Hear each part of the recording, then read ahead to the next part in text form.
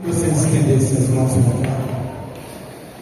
Um pouquinho antes de orar pela vida do Jordânia, eu quero orar pela vida de vocês que semearam aqui essa oferta. Pai, eu te rendo graças, Senhor, pelo amor colocado no coração dos irmãos, que nos ajudou, que nos abençoou. Que o Senhor possa providenciar na vida deles, ó Pai, cobrir e toda a necessidade, Senhor. Que o Senhor é poderoso para isso, Pai, Senhor.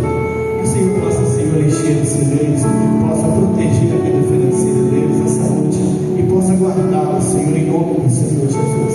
E que essa bênção, Senhor, perdure por muitos e muitos anos na vida deles, e ela venha se multiplicar cada vez mais, porque o Senhor é um Deus de multiplicação, de multiplicação.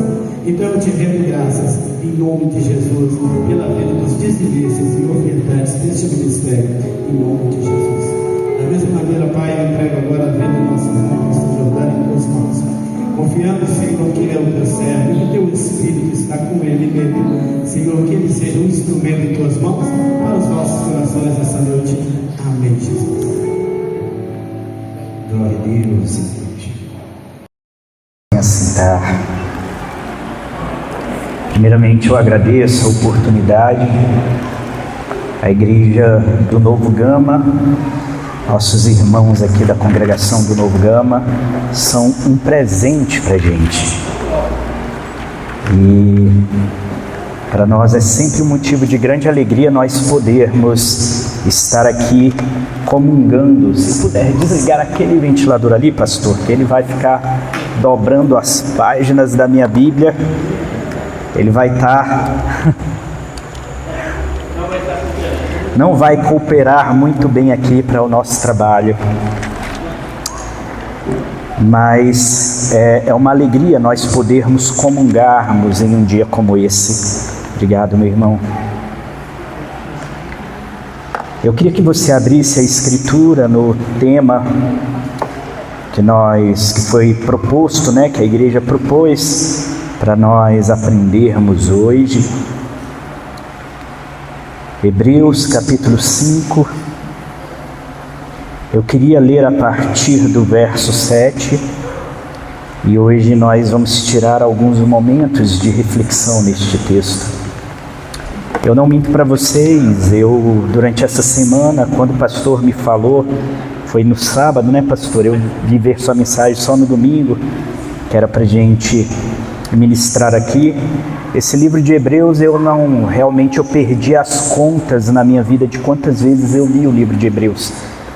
Aí essa semana, na segunda-feira, eu falei, vamos ler de novo, né? E gente, eu demorei uma semana para ler esse livro todo de novo. Quando foi na segunda-feira, nos primeiros 4 ou 5 versículos, eu demorei quase 1 hora penetrado aqui nessa escritura. Esse tema, junto com uma reunião que a gente fez do Talmide, que a gente tem um grupo de maturidade que a gente pretende deixar alguns obreiros mais consolidados, foi o tema da nossa primeira reunião ali na casa do Rafael. A gente abriu justamente em cima deste texto e nós conversamos sobre este texto. E eu digo para vocês que o escritor aos Hebreus,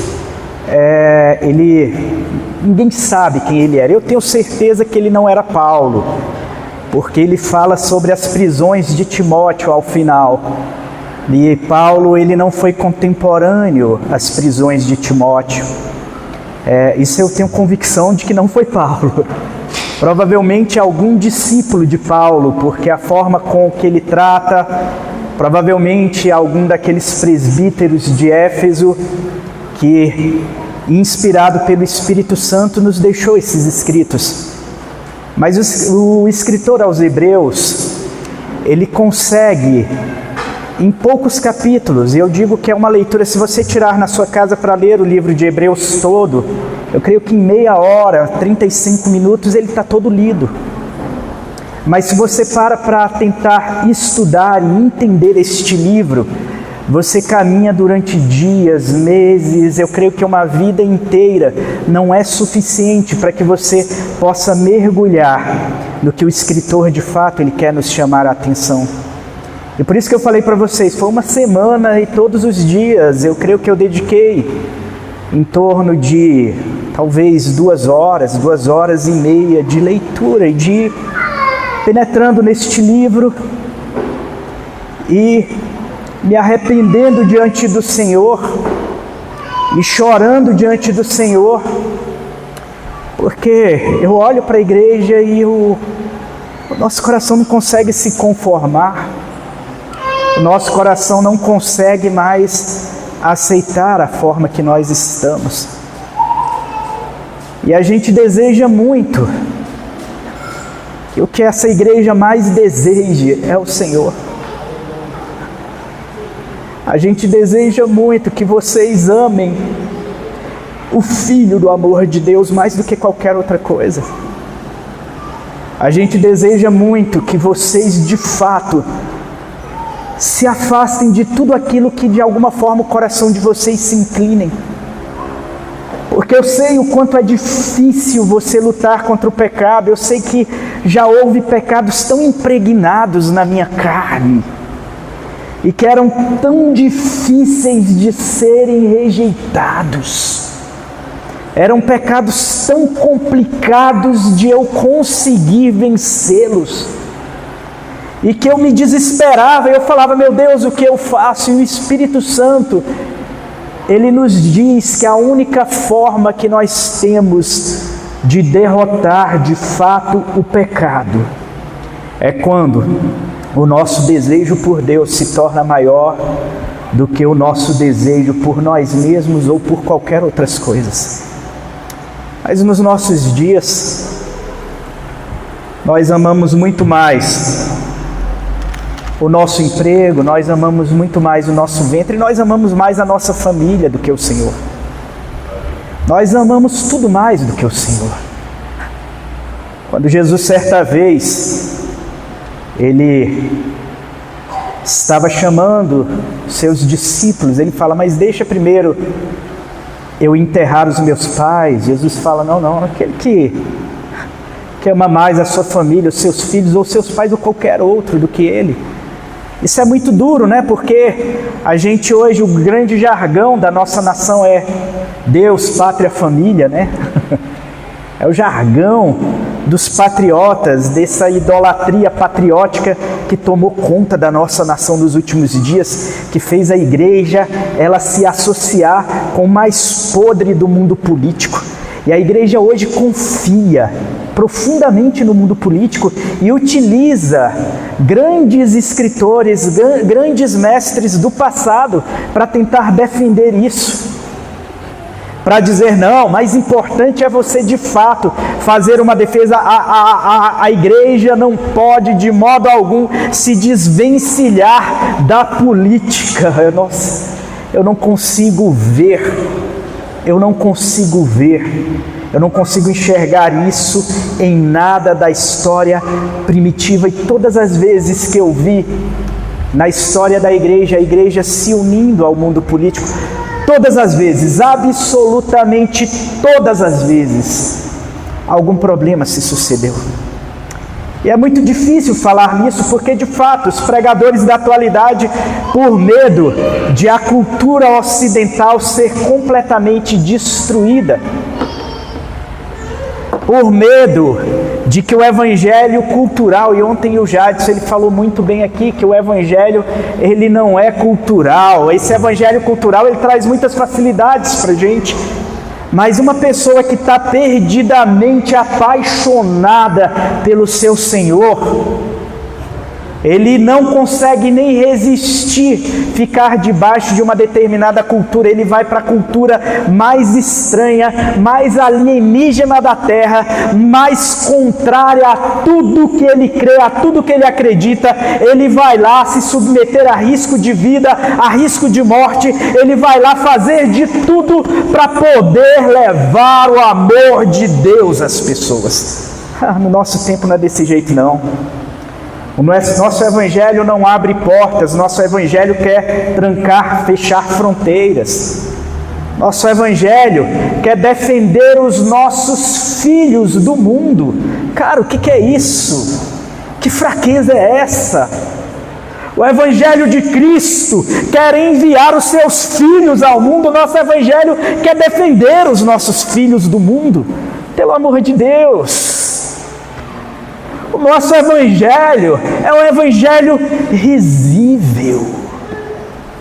Por medo, por pânico, porque nós não somos mais capazes de ser o exemplo de amor e de paixão por este Deus que faria com que os nossos filhos se dobrassem e se derramassem profundamente na presença do Senhor.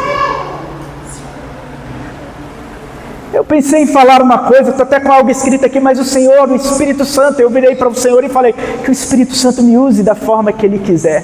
E eu já contei tantas vezes a história do Richard Wurmbrand, que eu gosto de relembrar a questão do filho dele.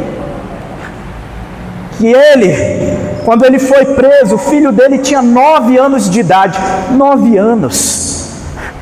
E em seguida, logo após a prisão dele, a esposa dele também foi presa, por amor a este Evangelho. E a mãe dele, o pai dele passa 14, nos primeiros 9 anos desaparecido, dado como morto, porque ninguém sabia onde estava. A mãe dele por 2 anos fica distante do filho. E o filho com 9 anos nas ruas. Tantas vezes não poderia receber a ajuda de vizinhos, porque quem ajudasse filho de uma pessoa que fosse contra o Partido Comunista na Romênia naquela época, a pessoa seria punida e poderia ser presa por dar um pão para aquele garoto, e aquele garoto aos 9 anos ele se revolta. Ele está no mundo que está sendo doutrinado profundamente pelo comunismo ateísta. E ele começa a se revoltar no interior dele 2 anos depois, aos 11 anos de idade. Eles permitem que ele visite a mãe dele na prisão. A mãe dele vem magra, decrépita, olhos fundos, ferida. Ela olha para ele e diz: meu filho, nunca abandone Jesus. E eles já arrancam ela e aos tapas começam a espancá-la, puxam ela e ela vai arrastando. Nunca esqueça Jesus, nunca abandone Jesus. Ele diz o seguinte, que intelectualmente você tem muitas coisas para dizer sobre o Evangelho, mas ele falou que no momento que ele vê a mãe dele sendo arrastada, sendo machucada e sendo ferida por este amor, ele disse que a partir daquele momento, tudo que ele precisava saber do Evangelho lhe estava dito, pregado, anunciado, e nunca mais ele abandonou essa fé. Nós estamos diante de uma conferência sobre maturidade, mas não existe maturidade se não houver um amor profundo pelo teu Senhor. E o que nós amamos não é o nosso Senhor. A gente ama uma cultura, a gente ama a facilidade da nossa cultura, a gente ama as doutrinas que foram sistematizadas, a gente defende a nossa forma de ver a doutrina da salvação, a gente defende a nossa forma de ver a doutrina dos últimos dias, a gente defende uma coisa ou outra, mas a gente não ama o nosso Senhor. Porque se nós amássemos o nosso Senhor, a pornografia não entraria nas casas dos crentes. A perversão não entraria, não alcançaria o coração dos nossos filhos. Nada disso alcançaria, porque nós estaríamos com os olhos fitos. É todo dia dizendo: ai meu Deus, que saudade eu tenho de Ti e da Tua presença na minha vida.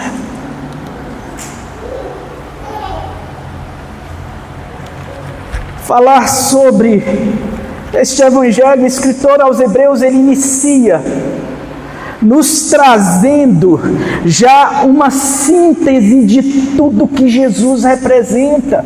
Eu acho importante nós primeiro entendermos quem é o nosso Senhor Jesus, porque nós esquecemos. Essa pergunta sempre foi crucial.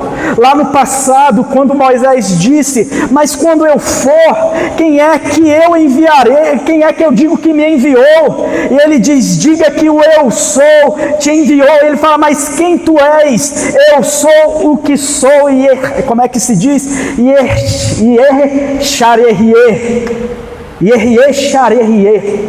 Que significa eu sou o que sou, ou eu serei o que serei. E é impressionante quando Jesus vem para contrariar qualquer expectativa ou projeção que se criou sobre ele na sua época.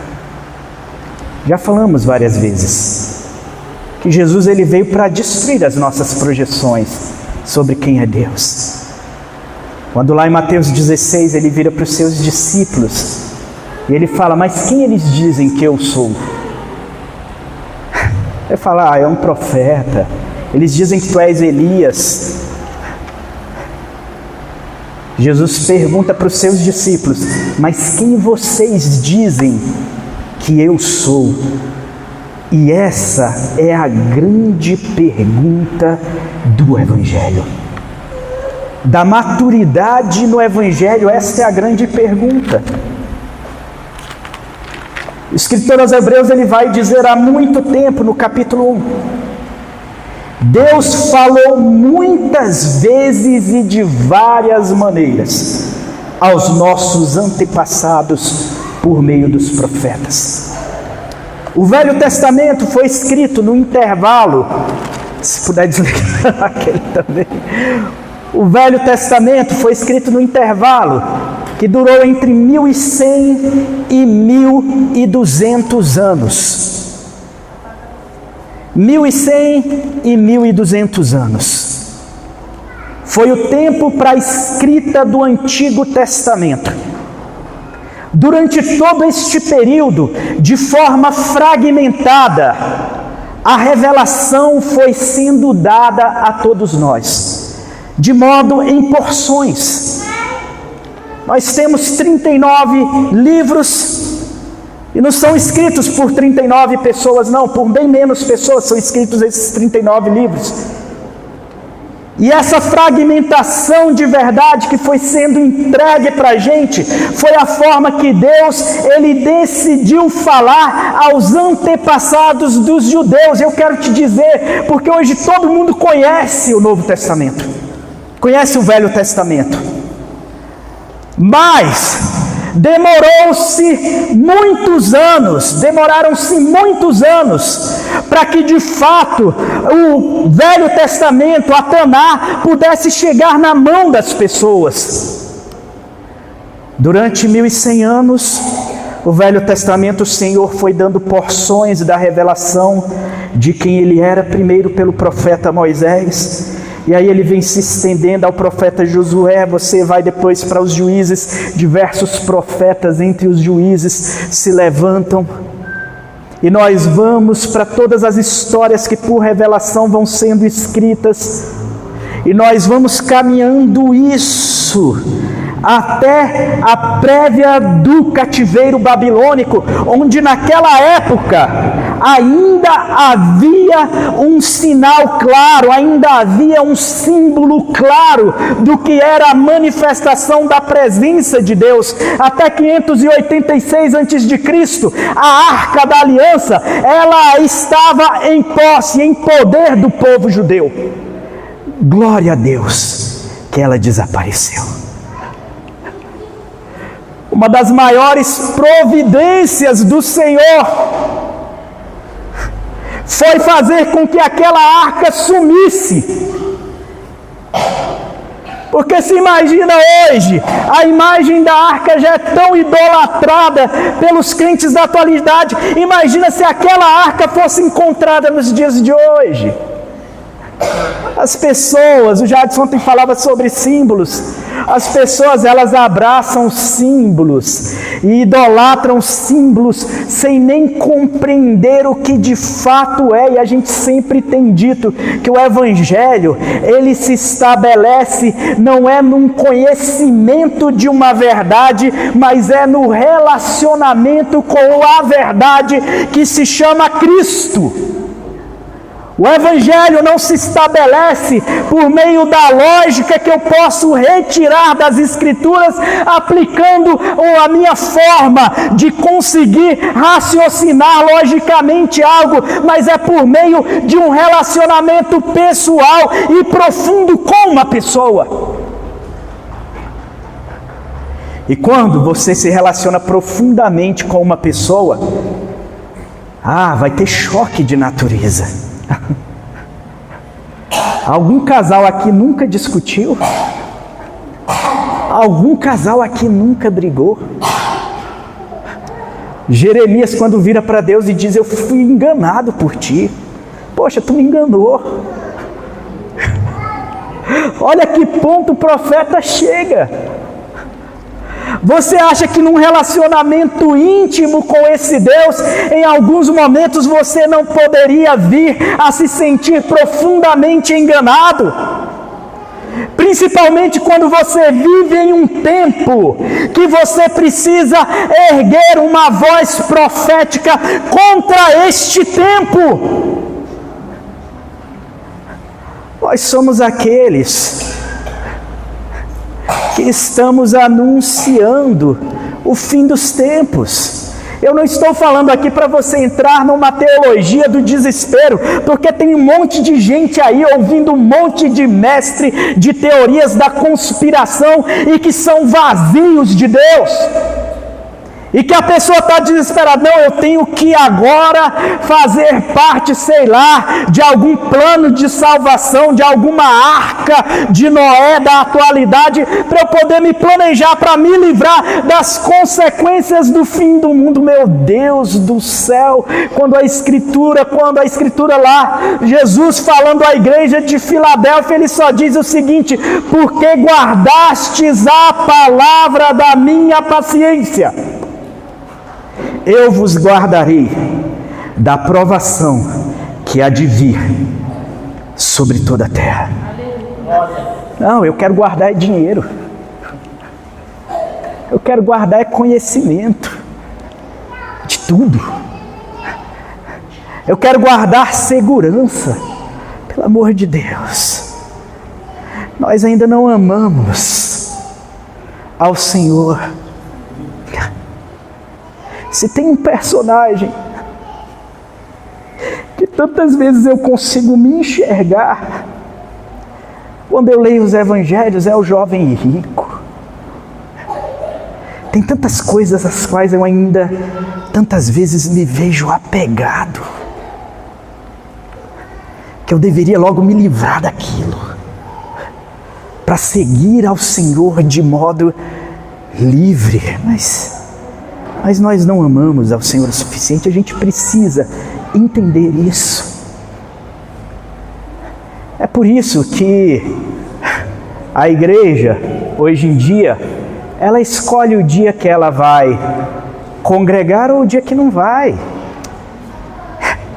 Eu vou. Não existe um pouco de sacrifício. Não existe nada disso. A igreja, e a gente, parece que a gente está pregando para a gente. Não. Quando a gente vê lá, o escritor aos Hebreus dizendo: e não façam como é o costume de alguns, deixando de congregar a reunião da igreja para receber o Espírito Santo. Nós falamos no nosso último culto e se estabeleceu o tempo todo. 500 pessoas viram o Senhor ascendendo aos céus. Só 120 receberam o derramamento de poder.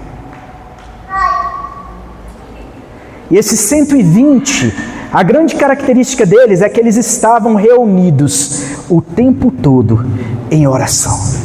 E aqui não é reunião não, gente, não é reunião em pensamento, em espírito, não. É reunião conjunta, pessoal. É uma igreja que se reúne, é uma igreja que congrega contra tudo.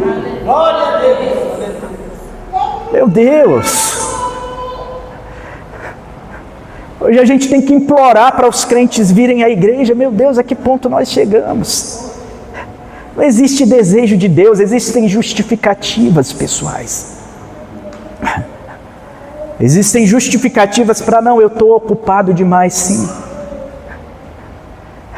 Existem justificativas, eu não estou falando que só isso daqui, só essa reunião é obra de Deus, não. O Jadson ontem, ele aprofundou nisso, ele disse que esse evangelho, ele tem que se manifestar como um respirar. Só que os hebreus, a carta aos hebreus vai nos dizer o seguinte, que nós devemos nos estimular uns aos outros às boas obras. E esse estímulo, gente, só se dá pessoalmente. Eu me recordo muito bem quando minha filha quebrou a perna em 2018 e o Rodrigo começou a fazer o trabalho de fisioterapia ali com ela, e ela morrendo de medo.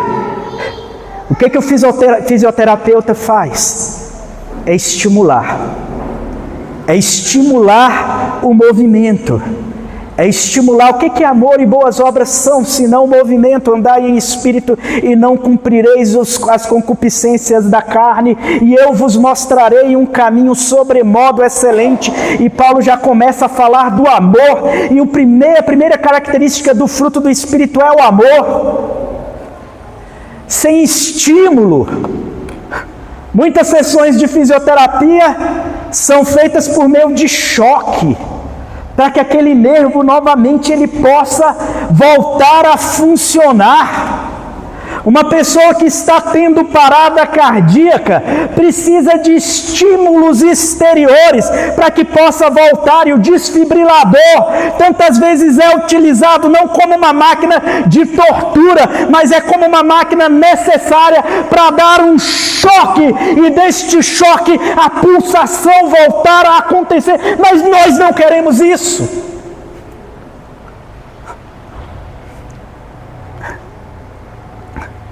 Pastorear, a maior dor do pastoreio ultimamente não é a dor de buscar a presença de Deus, é uma maravilha, mas é a dor de a gente falar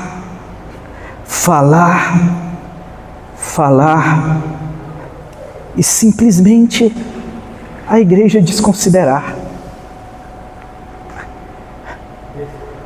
A Escritura, ela vai dizer que nós somos o termo ali, que seria notoi, seria preguiçosos ao ouvir. O melhor termo não é resistentes ao ouvir.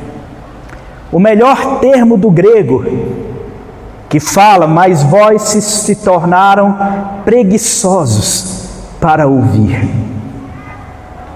É mais ou menos o seguinte: a gente fala, prega, anuncia. O escritor de Hebreus, ele escrevia, ele falava, ele pregava, e a igreja era preguiçosa para ouvir.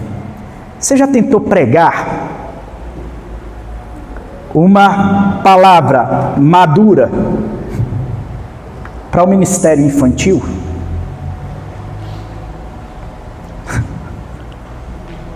Os meninos vão dormir tudo. Não vai ficar um acordado. Minha mãe me levava para culto de doutrina quando eu era criança, me deixava no banco, estava dormindo. Eu não entendia nada do que estava sendo dito. Eu não entendia nada, por quê? Porque aquilo era pesado demais para que eu pudesse ouvir. A igreja do Senhor ultimamente é preguiçosa para ouvir.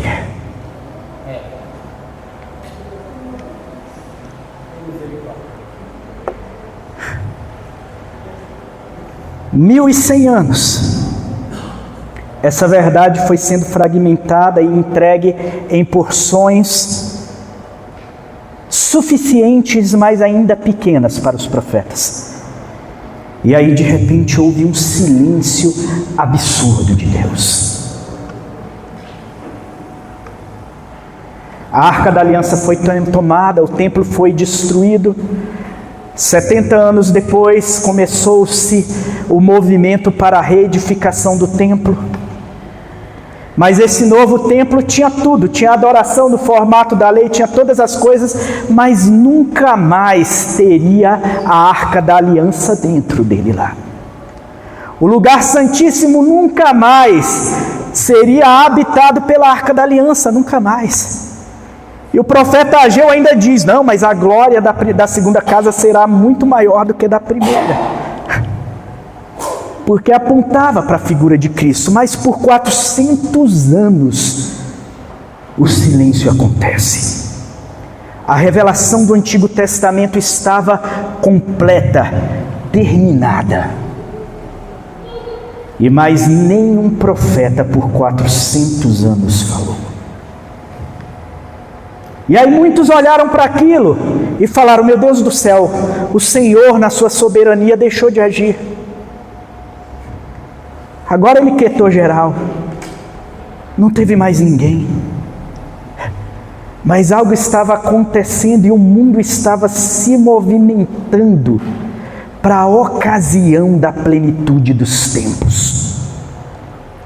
O Império Persa, que foi o responsável pela libertação do cativeiro babilônico por meio do decreto dado por Ciro, o Império Persa agora ele seria destruído e seria dominado, agora seria tomado pelo Império Macedônico por meio de Alexandre o Grande.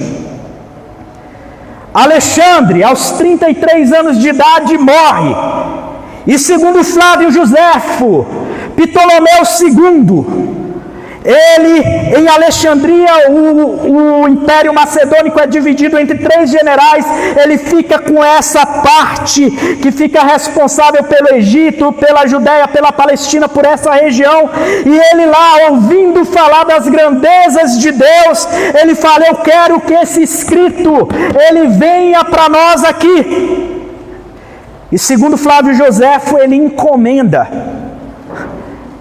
a tradução da Bíblia para o grego. E a Taná é totalmente traduzida para a língua grega. Isso acontece aproximadamente 200 anos antes de Jesus. E o silêncio começa a se romper. Porque por conta da diáspora do cativeiro babilônico, isso que eu quero que você entenda. Quando houve, os israelitas e os judeus foram espalhados por conta do cativeiro babilônico em todo lugar do mundo, no grande avivamento que se estabeleceu por Esdras, em toda a cidade praticamente se estabeleceu uma sinagoga, e agora que a Bíblia ela entra na língua mais falada da época, que era o grego, ela começa a ser lida em todas as cidades, numa língua que se tornou inteligível e compreensível, porque o hebraico era de poucos milhões de pessoas que conseguia entender hebraico, era aquele povinho lá. Depois do cativeiro babilônico, inclusive, a língua hebraica ela se perde, e eles ficam apenas falando o aramaico. Ou seja, contavam-se em poucas pessoas, poucos eram os escribas que de fato conheciam as línguas originais, mas vindo esta tradução e colocada na língua que ia se tornar a língua mais falada posteriormente no novo império que se formaria, que seria o Império Romano, a Bíblia começaria a poder ser lida em todo lugar. Vocês acham que isso não é uma providência? Tem aquele hino, né? Eu não gosto muito dele, mas ele tem uma parte que eu acho interessante, porque no silêncio Deus está trabalhando. Sim, ele calou, mas ele estava movimentando o mundo para prepará-lo para a plenitude dos tempos, e o Império Romano se estabelece. O Império Romano vem completamente apaixonado pela cultura grega. copia os seus deuses, copia a sua língua, copia a sua forma de pensar e faz estradas. Você ia de Cesareia da Judéia lá junto ao mar, você atravessava a Galileia no norte, ia atravessando pelo deserto da Pérea até o sul em Jerusalém, e agora você tinha estradas que já não eram tão perigosas, mas não somente isso, essas estradas conseguiam romper praticamente todo mundo conhecido. Você tinha estradas que levavam a Decápolis, você tinha rotas que passavam pelo Mar Egeu, iam até Troade, de Troade a Corinto, de Corinto atravessavam para Filipos, de Troade também descendo iam para Mileto, de Mileto chegavam em Éfeso, de Éfeso iam em Esmirna, a Pérgamo, a Sardes, a Tiatira, a Filadélfia, a Laodiceia, e agora a Ásia Menor, ela era toda, podia ser visitada por meio dessas estradas, e todo mundo conhecido, ele conseguia ser percorrido. A Escritura já estava na língua do povo. As estradas abriram o caminho. E vindo a plenitude dos tempos, Deus enviou o seu Filho. Deus enviou o seu Filho, porque agora a dinâmica da revelação seria outra, e eu queria ler este texto com vocês. Há muito tempo, por quase 1100 anos, Deus falou muitas vezes e de várias maneiras aos nossos antepassados por meio dos profetas. Mas nestes últimos dias, nos falou por meio do Filho, a quem constituiu herdeiro de todas as coisas, e por meio de quem fez o universo. E quem é o Filho? O Filho é o resplendor da glória de Deus. Subindo o Monte Horebe, quase 1500 anos antes, Moisés, ele fica estupefato, perplexo, diante de uma cena inacreditável. Uma planta pegava fogo, mas o fogo não a destruía. Uma planta pegava fogo, mas aquele resplendor de glória tão fraca não destruía. Quando a Escritura está dizendo que Cristo é o resplendor da glória de Deus, qualquer estudo de radiação, eu me recordo que aquela pequena luz do Césio 137, em 1986, gerou uma catástrofe em Goiânia, que atingiu diretamente dezenas de pessoas, matando aproximadamente, eu não lembro, em torno de 20 pessoas mais ou menos que morreram pelo contato direto, mas algumas milhares de pessoas foram atingidas indiretamente por causa da irradiação, da radiação que se manifestava através de algo que é simples, natural. Cristo, ele irradia a glória de Deus. Uma glória que, se penetrasse as nossas carnes, destruiria todas as nossas moléculas, não só corporais, destruiria as tuas moléculas almáticas, espirituais. O teu espírito espírito seria completamente consumido e destruído pelo fulgor desta glória. Porque o próprio escritor aos Hebreus, no capítulo 10, verso 29, ele vai dizer que o nosso Deus é um fogo consumidor.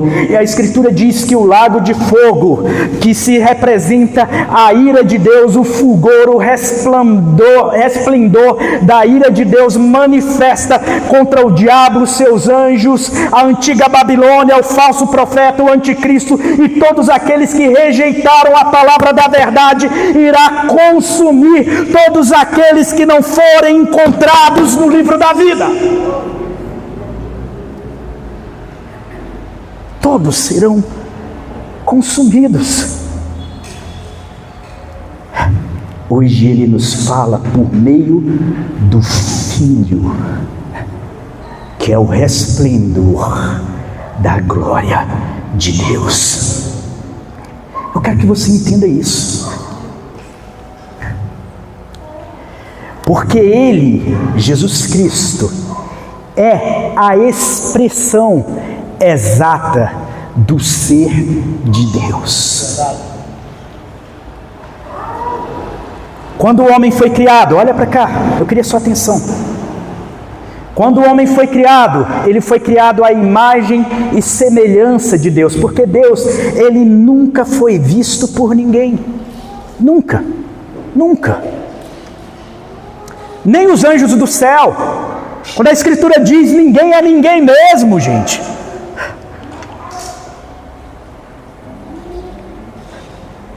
Quando a escritura diz que o homem foi criado à imagem e semelhança do Criador, a escritura está nos dizendo que Deus entregou uma autoridade sobre o homem, que sobre todas as coisas criadas, a face do homem era para que a criação olhasse para a face do homem e conseguisse enxergar a face de Deus. Mas o homem, que outrora dependia unicamente do Senhor, quebra este vínculo de independência e pelo orgulho e o desejo de se tornar como Deus, onde a vontade do homem agora se torna a expressão do seu ser e não mais a vontade de Deus como expressão do ser de Deus, não mais a vontade de Deus como expressão nos atos do homem. Por causa disso, todo o cosmos, a natureza, se revolta contra a gente. Essa revolta é mais profunda do que a gente imagina. Essa revolta acontece nos nossos órgãos. Essa revolta acontece nas tuas células, que algumas vezes elas olham e dizem: eu não quero mais ser do jeito que é para eu ser. Eu vou me alimentar de você, e um câncer é produzido no teu corpo. Cardos e espinhos, sejam na natureza que você toca, ou seja no teu espírito e na tua alma, são criados e nascem em decorrência dessa face desfigurada, deformada, destruída, queimada, destroçada, agora tornada um monstro. Qual é o ministério de Cristo, se não reconciliar todas as coisas, sendo Ele agora feito um pouco menor do que os anjos? Ele agora, no seu rosto, Ele traz a expressão exata do ser de Deus. Vocês entendem por que Cristo, quando Ele ordena para a tempestade para, porque o cosmo olha para o seu rosto e vê a autoridade do próprio ser de Deus. Glória a Deus, é verdade. Mas vocês não entenderam, vocês não são maduros o suficiente, nós não somos maduros o suficiente para entender que isso tudo fica disponível a nós, não para que nós nos tornemos magos que manipulam todas as coisas em prol do que a gente quer. Não é para isso. Nós não nos tornamos manipuladores com um poder mágico de palavra, onde eu digo: flutue, e aquilo flutua. Não se trata disso. Mas o Senhor nos entrega isso como autoridade dentro de uma consciência lavada pelo sangue de Jesus. e que nos autoriza a passar pelo vivo e novo caminho que é o véu da sua carne rasgada, para que a gente adentre o lugar santíssimo, que antes era onde estava apenas um símbolo da presença de Deus, mas agora eu acesso aquele lugar onde a presença de Deus está completa e onde ainda assim eu não sou fulminado por ela. Eu desejo mais as coisas dessa vida. É tão mais gostoso um orgasmo. É tão mais gostoso ser validado pelos amigos ou pelas outras pessoas. É tão mais gostoso ser reconhecido, vir aqui, cantar bonito, fazer igual, me perdoem pelo copo, fazer igual Lúcifer no céu. Quem tem toque está desesperado agora com essa água aqui. Porque Lúcifer no céu, o que ele tentou apresentar, o que ele mais quis, foi entregar para Deus algo tão bom e tão perfeito, que Deus ia falar para ele, cara, agora tu se superou. Tem gente tão afim de ser reconhecido por Deus. Eu acho legal, né, que Hebreus 11, ele vai falar... Ele vai retomar a ideia das ofertas de Caim e de Abel, né? Abel, vocês sabem o que significa o nome Abel? Alguém aqui não sabe? Quem não sabe o que significa o nome Abel? Abel significa nevoeiro, névoa, fumaça. Legal, né? Nome Abel significa fumaça. E o nome Caim, sabe o que significa? Posse. Olha, algo que você adquiriu. Eu tenho a marca da promessa. Tudo que eu tocar é meu.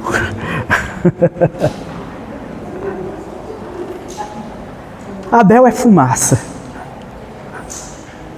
Caim é posse. E Caim, ele pega as melhores técnicas possíveis.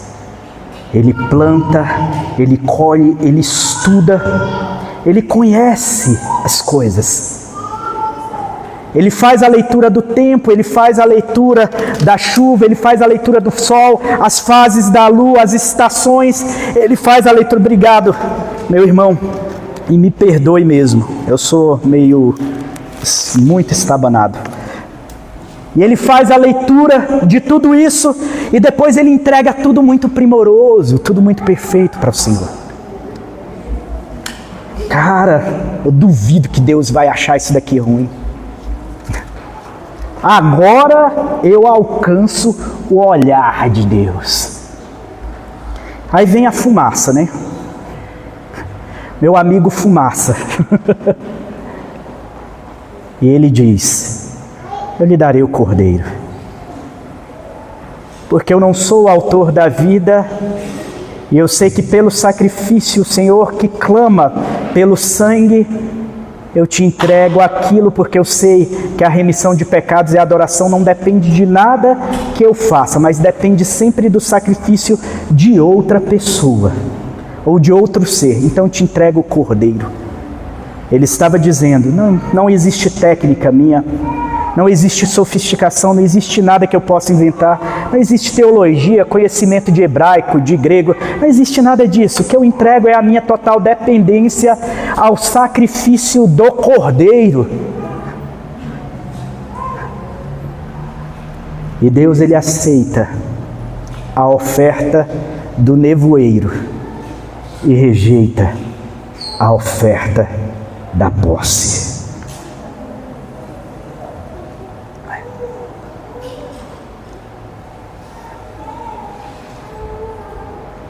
Mais à frente, e aqui o escritor de Hebreus, ele vai começar a passear, descrevendo para a gente todas as formas da manifestação de Cristo, e onde você consegue lê-lo na antiga aliança, na Taná, no Antigo Testamento. Ele vai passear.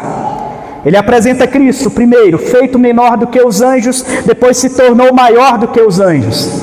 No capítulo 2, ele vai dizer que nós somos feitos semelhantes a irmãos de Jesus Cristo. E ele começa já a apresentar Jesus como sendo aquele sacerdócio eterno e que existiu antes mesmo da lei. Mais à frente ele vai retomar essa ideia, que é o sacerdócio segundo Melquisedeque, um sacerdócio que não segue sequer regra sanguínea, porque todos os sacerdotes precisavam necessariamente serem da linhagem de Levi. Todos. Jesus era da linhagem de Judá. Mas o sacerdócio de Jesus é tão mais profundo que não se estabelece numa regra de linhagem sanguínea conforme a lei. Não. É por um juramento que foi feito. Eu jurei. Tu serás eternamente eu te constituo sacerdote para sempre no meu tabernáculo. Um sacerdócio que nasce de um juramento. Mas não somente isso. No capítulo 3 de Hebreus, vocês vão ver que o escritor ele não deixa passar nada. Ele vai colocar Jesus maior do que Moisés. No capítulo 4, ele vai colocar Jesus tão maior do que o sábado, que ele vai dizer que Jesus é o nosso descanso sabático. Quando você entra em Jesus, todo mundo fala assim, não, morreu, né? Agora descansa em paz. Não, cara, quando você aceita Jesus, quando você recebe Jesus como seu único e salvador da sua vida, quando você de fato entende a profundidade disso, meu amigo, você descansou para sempre. Você já adentrou no eterno sábado de Deus. Mas sabe por que a gente não consegue descansar para sempre? Porque a gente não tem confiança. Nós somos enganados pela corrupção do pecado que arranca de nós a confiança, porque a gente vai desejar tudo. A gente quer desejar controlar as coisas, controlar todos, mas ninguém quer desejar a Deus suficientemente e tão profundamente a ponto de descansar. Cara, porque na hora que você chega e você se dobra, quem sabe disso, quem já teve experiência com o Senhor sabe disso, e você se prostra diante dele, e você ora, e você se arrepende, e você chora, e você se entrega, e teu coração se derrama, e você se lança ao chão, e de repente as palavras acabam, e você precisa de línguas estranhas para tentar de alguma forma explicar para o Espírito Santo o que você está tentando falar, porque não já existem palavras inteligíveis suficientes para você dizer o que você fala, e você vai ali no teu secreto, no teu quarto, e se derrama.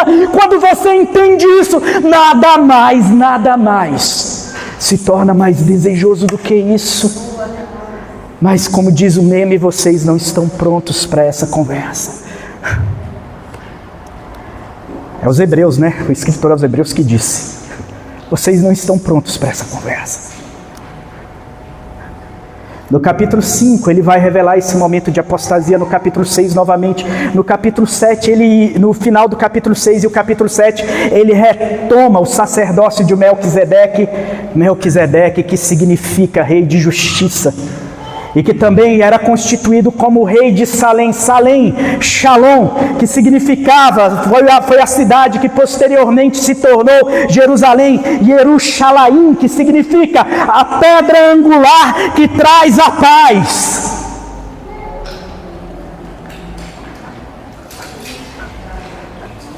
Ele era este rei de paz. E o escritor está falando, vocês não querem entrar nesse descanso.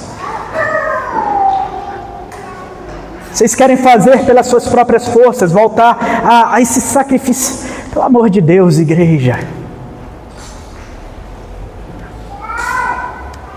As liturgias sempre são tão pequenas.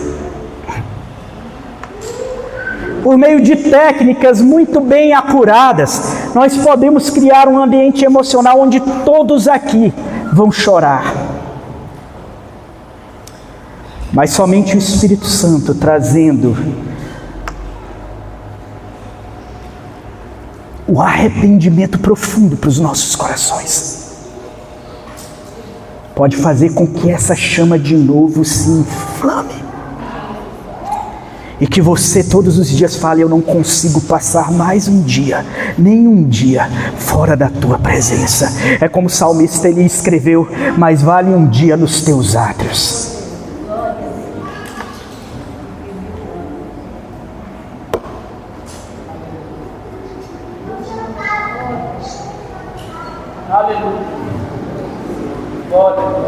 Mais vale um dia nos teus átrios.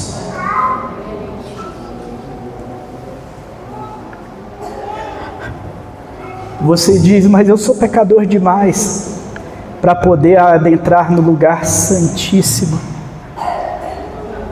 Nós somos pecadores demais porque nós desejamos de menos o nosso Senhor. Deseja Ele, deleite-se nele, e Ele vai satisfazer esse desejo. Não é os desejos do teu coração não, que tem gente utilizando essa palavra de Salmos 34 como quase que uma mandinga. É Salmos 37, desculpa, é Salmos 37, né? 37:4 eu acho. Deleita-te no Senhor e Ele satisfará os desejos do teu coração. Mais à frente o salmista vai dizer: o meu deleite é fazer a tua vontade. Quando você se deleita profundamente no Senhor, existe uma oração que precisaria se tornar um precatório, e que a igreja não tornaria essa oração como vã repetição. E é a seguinte oração: Senhor, me faz amar o teu filho como teu filho te amou. Aleluia.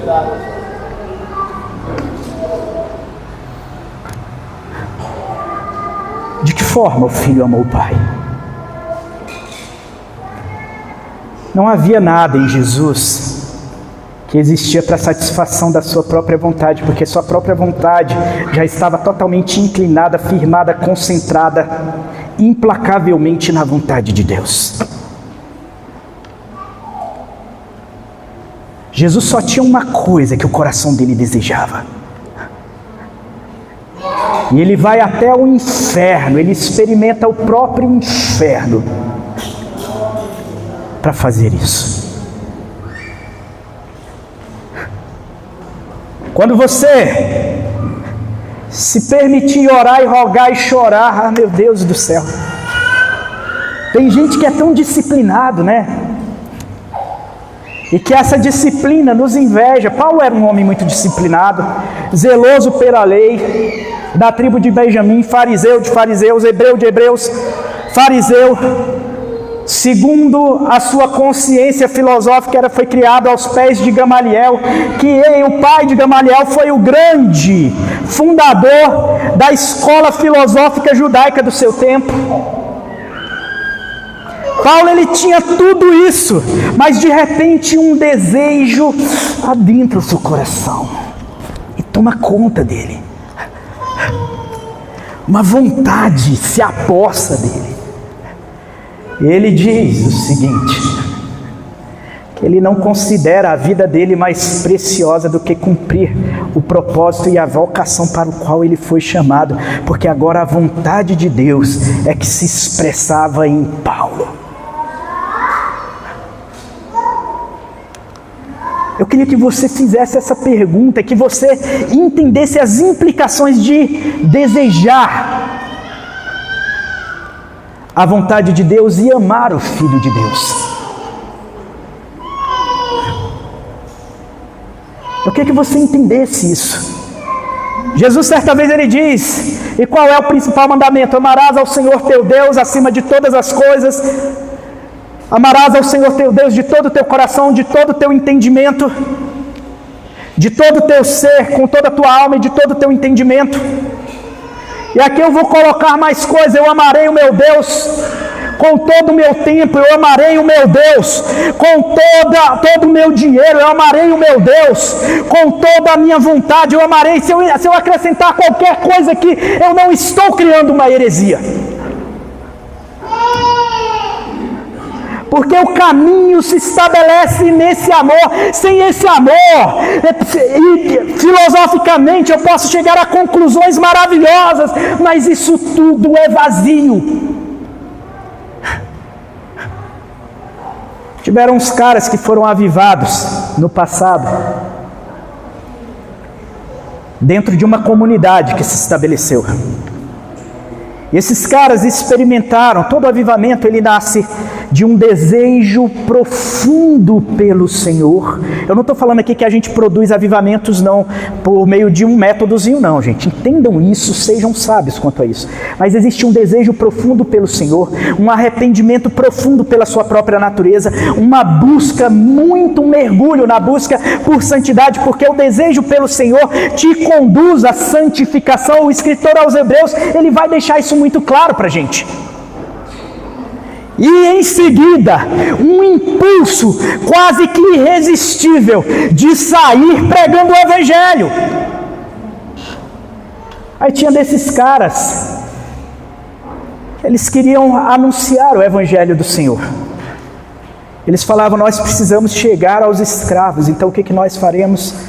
Nos venderemos como escravos. O cara tinha ali 22, 23, 25, 30 anos, e ele fala, eu nunca mais vou ser livre. Ai meu Deus, estão cortando a liberdade de expressão, o carequinha lá do STF. Gente, vocês são... A igreja é muito frouxa. Tem medo de homem, cara. Sendo que maior é o que está em nós do que o que está no mundo. Esses caras, eles abriam mão de tudo, da liberdade, da possibilidade de constituir uma família, do American Dream. Oh, que delícia! Ter minha família, meus 4, 5 filhos e um cachorrinho. Hoje o pessoal está só tendo cachorrinho.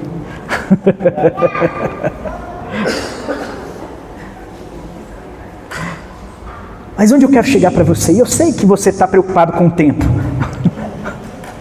Tem que trabalhar amanhã, eu acordo cedo. Sei que você está preocupado. Eu quero te dizer que esse desejo pelo Senhor, o que eu peço para mim e o que eu peço para você é que ele possa chegar a esse ponto. Tem gente que está tão desesperado para casar, para isso, para aquilo. Cara, você às vezes nem precisa disso. Se esse desejo pelo Senhor for tão profundo. Tem gente hoje, né? O evangelho hoje, você precisa trazer um evangelho contemporâneo que aceita o homossexual na prática da homossexualidade, aceita o adúltero na prática do adultério, porque tem que aceitar tudo. Na minha concepção, aceita uma coisa, tem que aceitar todo mundo. Aceita o perverso que bate na mulher, na prática da perversidade que bate na mulher. Não que eu estou comparando um pecado com o outro, pelo amor de Deus. O pecado da homossexualidade não chega nem perto do cara que espanca uma esposa. O pecado do adultério não chega nem perto disso, a gente sabe disso. Mas o que eu estou falando é que a gente precisa hoje de um evangelho desse, sendo que se a igreja estivesse buscando desejar a Deus, e se as pessoas estivessem olhando para este desejo profundo da igreja por Deus, e começassem a ser também inundados por este desejo, cara, não tem pecado que subsista. Porque Paulo, o escritor aos Hebreus, ele vai dizer que Cristo, ele derrama o sangue, ele sofre até o sangue, lutando contra o pecado. E depois ele diz, e vocês não precisaram fazer isso, porque vocês ainda não resistiram até ao sangue na luta contra o pecado. Por que eu não preciso fazer isso? Porque este desejo pelo meu Senhor que já fez, seria suficiente para me fazer vencer isso. Mas eu não quero, eu não busco.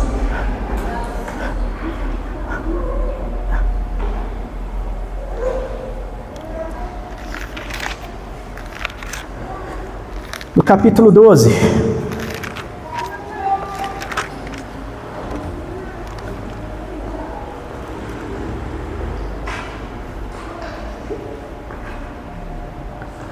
desculpa, acho que é o capítulo 13. Deixa eu achar aqui.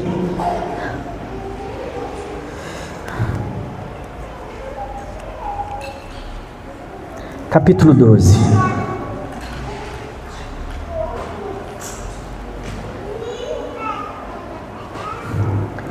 Ele vai dizer no verso 22.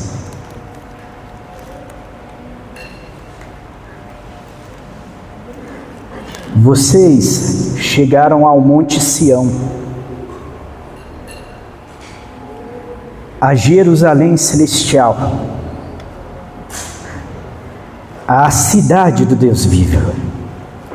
Vocês chegaram aos milhares de anjos em alegre reunião, a igreja dos primogênitos, cujos nomes estão escritos nos céus. Vocês chegaram a Deus, juiz de todos os homens, aos espíritos dos justos aperfeiçoados. Chegaram a Jesus, mediador de uma nova aliança, e ao sangue aspergido, que fala melhor do que o sangue de Abel. Verso 27, cuidado. Não rejeitem aquele que fala. Nos últimos dias, o Senhor nos falou por meio de quem? Nos últimos dias, o Senhor nos falou por meio do Filho. Cuidado. Não rejeitem aquele que fala. Se os que se recusaram a ouvir aquele que os advertia na terra e não escaparam, quanto mais nós. Se nos desviarmos daquele que nos adverte nos céus, aquele cuja voz outrora abalou a terra, agora promete: ainda uma vez não abalarei a terra, mas também o céu.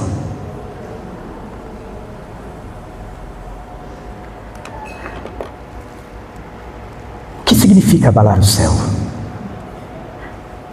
Significa o estrondoso sacrifício de Cristo, rompendo o véu por meio da sua carne rasgada, derramando seu sangue para a purificação da consciência, e adentrando agora o tabernáculo e oferecendo a oferta, uma vez e de uma vez por todas, para a oblação dos pecados.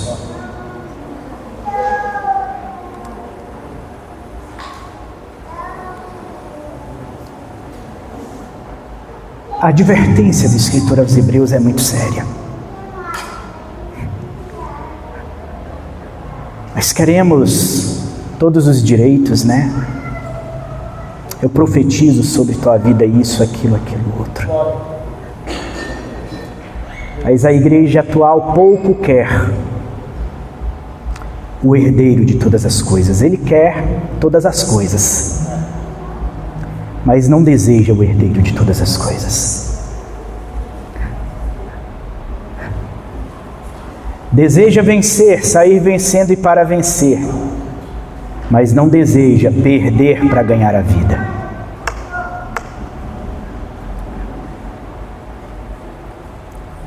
No monte antigo, onde Moisés recebeu as tábuas da lei, que eram apenas um símbolo, se algum animal tocasse no monte, morria. Eles tiveram que colocar quase que um cinturão, né? Impedindo, ó, a partir daqui não passa, cara, é problema, entendeu? O problema está feito.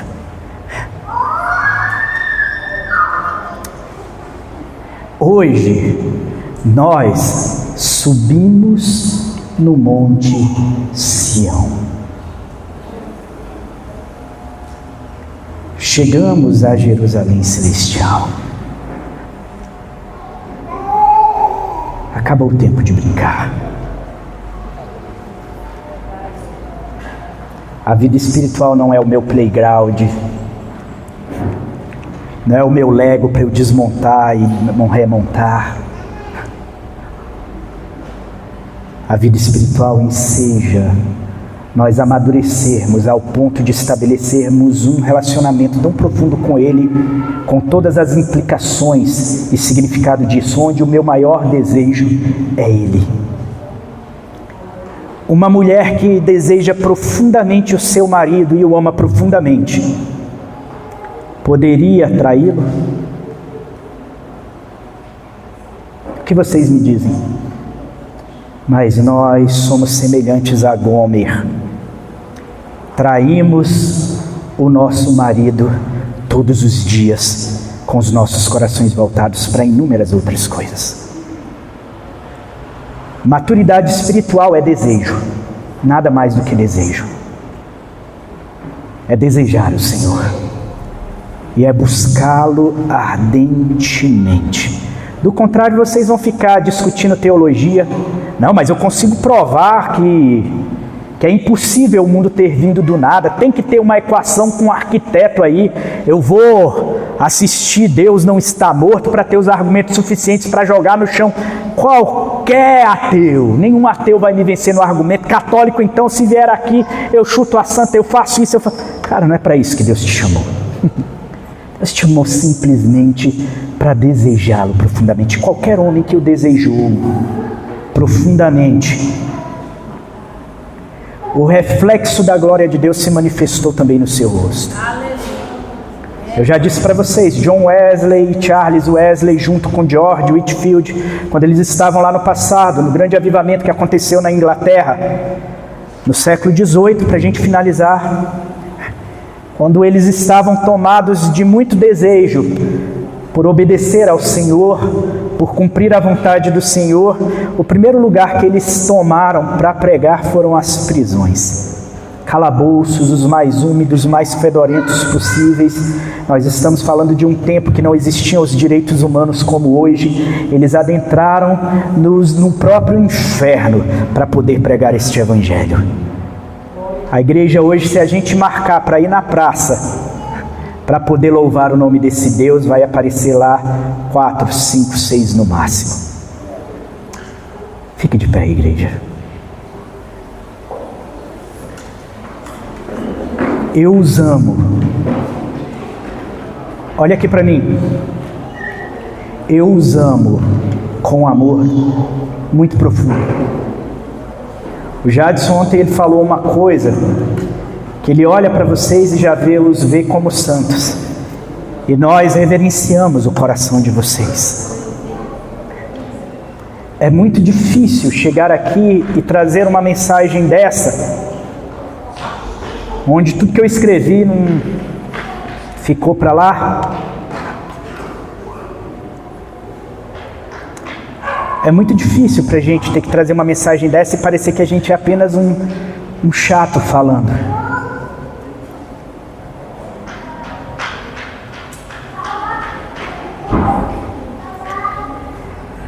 Desejem este Deus. Queiram este Deus.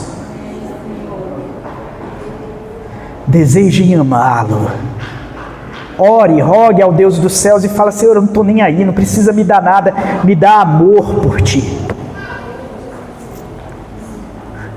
Muda o foco. Pastor Elcio falou sobre uma vez, a gente ali no monte, ele falou sobre uma igreja que busca as expectativas do evangelho, um evangelho cheio de expectativas. Eu vou transformar teu casamento, tua casa, vou te dar um emprego, você não vai mais sofrer, vai te livrar disso, daquilo. Não, cara, muda isso para uma vida de transformação, onde você vai se tornando conforme a imagem do Filho, até ao ponto de qualquer um que olhe para você que não veja ninguém mais a não ser o Filho, onde você já não tem interesse, mas por uma coisa ou outra, o seu interesse não é um interesse raso, superficial, você quer ir às profundezas tal como Jonas, que foi mandado às profundezas do próprio inferno, na barriga do peixe, para lá dentro ele reconhecer e se render ao propósito e à vontade de Deus. Jonas, ele ainda cumpriu a vontade de Deus contra a vontade dele. Mas se você passa a desejar Deus e se você diz para ele: eu te desejo mais que os céus, eu te desejo mais que as bênçãos, eu te desejo mais que a minha vida, eu te desejo acima da minha família, eu te desejo acima dos meus filhos, eu te desejo acima do meu emprego, eu te desejo acima disso tudo, eu tenho certeza que vai sair gente daqui. Tem jovens aqui que são adolescentes que vão sair daqui no impacto, pronto a morrer pela causa do Evangelho. A menos do que isso, é perda de tempo. Menos do que isso, comamos e bebamos e depois morramos. Meu pai virou e falou: mas eu sacrifiquei tanto os meus filhos. Não houve um dia que meu pai não levasse a gente para as escolas dominicais, para os cultos. Meu pai levava a gente o tempo todo, ele estava ali insistentemente sobre todos nós. Às vezes eu ficava com raiva, às vezes a gente ficava chateado, às vezes a gente ficava entristecido. Meu pai pegava um violão, colocava um cristal, colocava uma caixinha de som, ia para um lugar, começava a tocar o violão, bater no violão, a gente olhando aquilo tudo. Às vezes nós estávamos envergonhados, mas nós estávamos ali colocados. Poucas vezes eu vim ver a praia a primeira vez, eu já estava pré-adolescente. Poucas vezes nós visitamos a praia, talvez umas 4 vezes. Poucas viagens profundamente em família nós fizemos. 3 vezes. Poucas viagens em família nós fizemos, simplesmente porque havia um desejo e um pulsar. E hoje meu pai está com 71 anos, minha mãe um pouquinho mais ou um pouquinho menos, fica um mistério.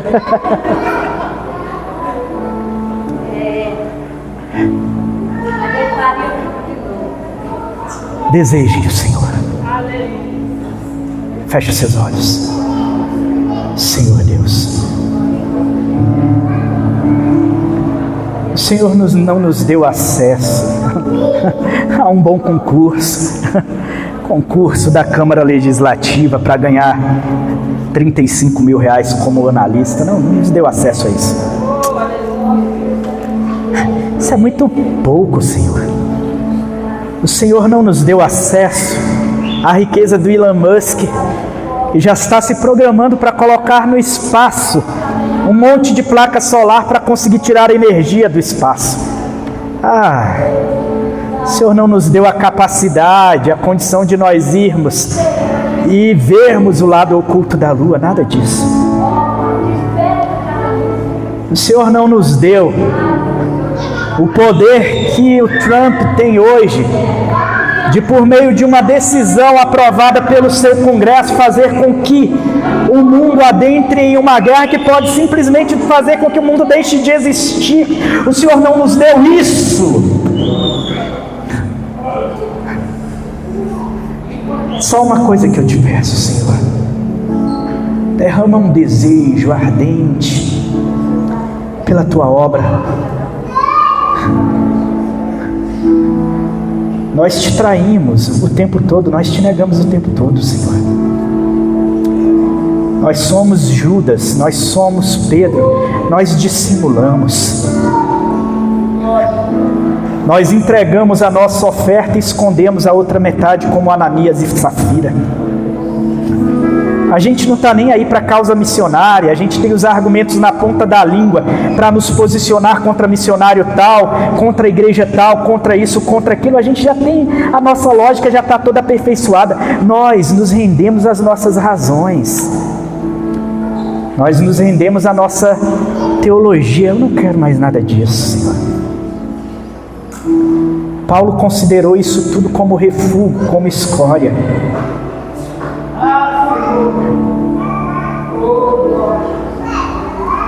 Nós só queremos nos prostrar diante daqueles pés que brilham de modo polido e resplandecem tal como o bronze.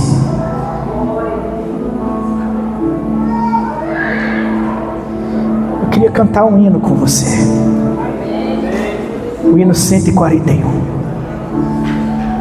Quem me empresta aí? Empresta meu celular, meu bem. Coloca aí, hino 141. 141. Aonde guiar-me? A gente pode deixar, meu. Obrigado, meu bem. Vou pedir que você cante comigo. Eu não quero que você cante esse hino, eu quero que você ore este hino. Aonde... Coloca um pouquinho mais alto, Jadson.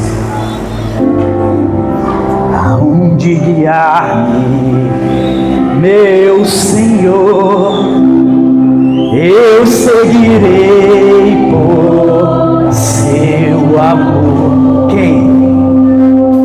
É sua mão que me conduz. Ore este hino. Por-me ferida sobre a cruz,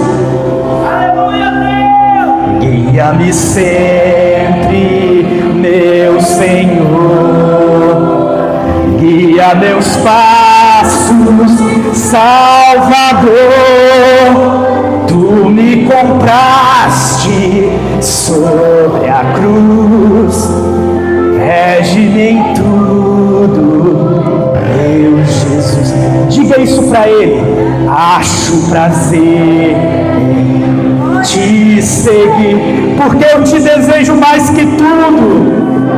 Mas me faz sentir, porque eu adentrei no teu sábado. Doce é a mim teu querer, alegria, gozo me faz te obedecer. Guia-me sempre, meu Senhor, guia meus passos, Salvador. Tu me compraste sobre a cruz, rege a minha vida em tudo.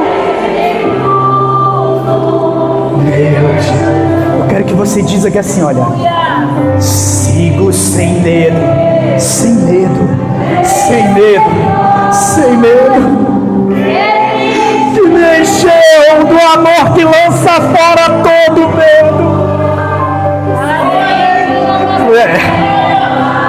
Tua mão. Posso cantar nos dias difíceis, na tribulação, nas circunstâncias adversas. Guia-me sempre, meu Senhor, guia meus passos.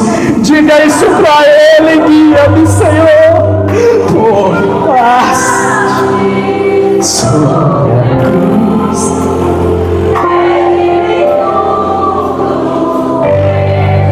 Agora essa última estrofe, ela não é fácil de se cantar, mas eu queria que você orasse ela.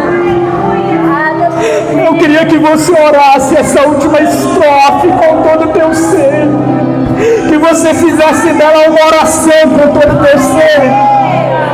Para o teu reino me conduz pelo jardim, jardim da aflição, pela cruz. Lá ficou morto o velho eu, lá o meu espírito reviver. Guia-me sempre, meu Senhor, guia meus passos,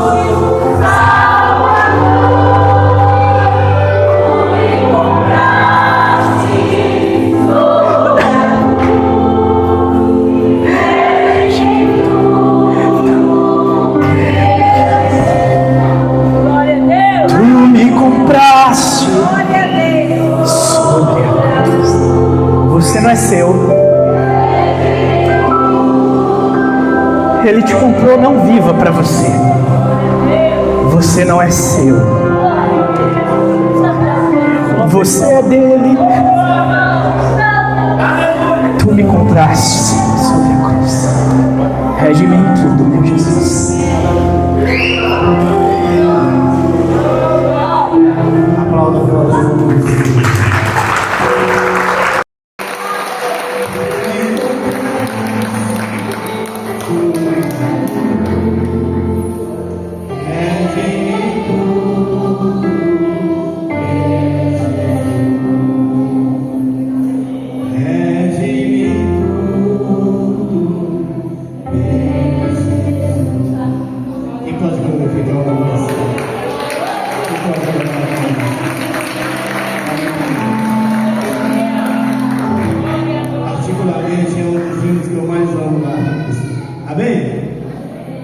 maravilhosa. Queridos, glorificando e adorando ao Senhor nesse mesmo espírito, eu quero agradecer a vida dos irmãos, tá? Todo o empenho, todo o amor. E que esses 2 dias, como nós ouvimos ontem, nosso irmão já se dizer também, que seja divisor de águas. Que a gente não saia dessa igreja, amém, irmãos? Com as mesmas práticas, com a mesma preguiça, né? Com a mesma indiferença, mas que seja um divisor de águas na nossa vida. Que a partir desse dia 11 e 12 de abril do ano de 2026, está se colocando de pé uma igreja madura, está se levantando uma igreja transformada, uma igreja responsável, uma igreja que bate no peito e fala: Jesus é conosco, é com a gente, Jesus. Assim como está lá em Efésios 3:10. Ele fez, consumiu toda a obra, cumpriu, nos deu a vida eterna, nos deu um novo nome, está construindo novas moradas, mas agora é por intermédio da igreja, agora é pela responsabilidade da igreja, é nós que temos que, amém? Que a gente não tornemos nossos pés atrás, mas andamos prosseguindo sempre para o alto, amém? De vitória em vitória, de glória em glória, aleluia.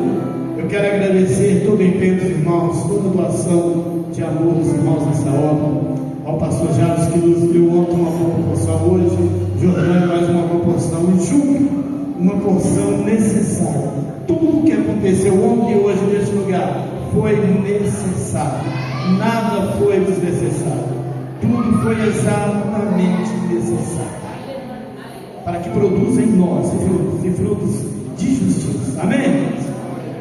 Em nome do Senhor Jesus, quero agradecer mais uma vez hoje o rapaz, né, que nos abençoou o Júnior. Hoje ele está aqui, está como pastor, está no ministério dele, mas também a vida da nossa irmã Lucinete, que também abençoou, né, pagando a primeira prestação do concerto aqui da nossa oração. Que Deus multiplique, mano, Lucinete, na tua vida, amém? A igreja possa dizer glória a Deus aí, amém? E nós possamos continuar juntos. Glória a Deus. Igreja local aqui no Novo Gama. Terça-feira, nosso culto de oração e jejum. Amém? Todos jejuando para a noite a gente estar na presença do Senhor, na mesma alegria, na mesma disposição, na mesma entrega. Amém? Falando e orando, intercedendo uns pelos outros, em nome do Senhor Jesus. E no domingo, nosso culto de Santa Ceia. A irmã Raíssa já está ali com o sorteio dos alimentos. Aí você já providencia, amém? Para que domingo a gente possa estar trazendo os meus crianças para a provisão na casa do Senhor. Glória a Deus. Estenda tuas mãos para cá, pastor divino, muito obrigado. Eu falei para o Jordânia ontem, vou dizer de novo: não tem como falar de maturidade se a gente não consultar os oráculos aqui. Amém? Esse casal que Deus levantou para esta obra aqui. E você, jejue uns pelos outros, derrame uns pelos outros, interceda uns pelos outros, ame uns aos outros, amém? Glória a Deus, porque isso é sinal de maturidade. Glória a Deus, amém? Para que a gente possa crescer e frutificar em nome do Senhor Jesus. Estenda as mãos para cá. E o amor de Deus, que a graça do nosso Senhor e Salvador Jesus Cristo, que a comunhão e a consolação do Espírito Santo seja com todos nós, desde agora para todo sempre. A igreja diz: